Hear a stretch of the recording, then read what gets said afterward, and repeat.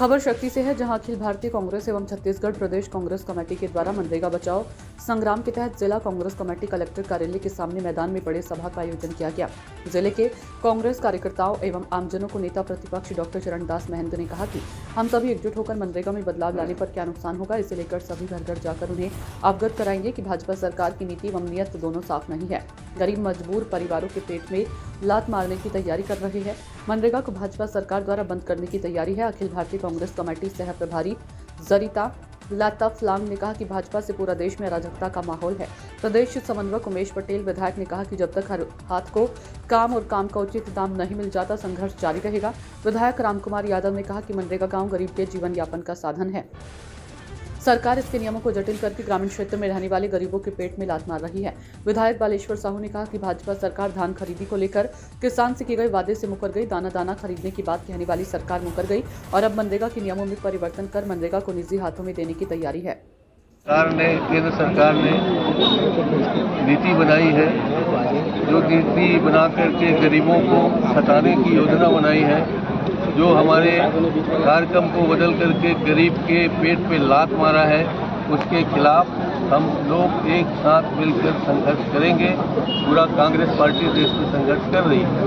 उसी के संदर्भ में आज शक्ति जिले में बैठक हुई, जिसमें हमारे समन्वयक भाई उमेश जी हैं, हमारी AICC के सचिव महोदय जो प्रभारी हैं हमारे जरिता जी फलांग, और हमारे तीनों इस क्षेत्र के विधायक, मैं, बलराम और राम कुमार, यहाँ साथ में मिलकर अपने अपने क्षेत्रों के साथियों के साथ हमने उनको समझाई दी है कि मनरेगा गरीबों के लिए एक ऐसा कर्ज बनेगा, जो नियम बदला है उसके नाम से वो पूरा हमारा काम बदल देंगे, हमें काम नहीं देंगे। जो हमारे पास काम का अधिकार है, वो गारंटी थी हमारे कांग्रेस सरकार में, उस गारंटी को ख़त्म करके वो सिर्फ हम लोगों को 125 दिन का बहाना बना के उन्होंने बदला है।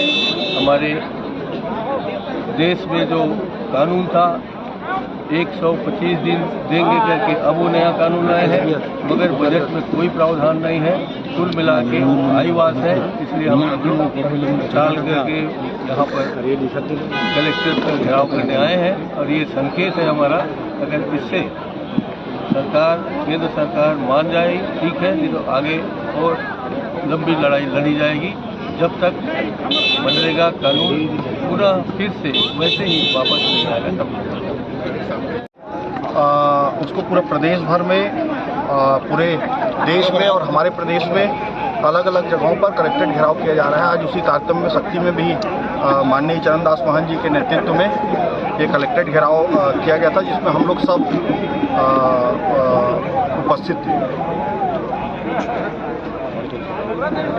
और कुछ सवाल है? ठीक, थैंक यू।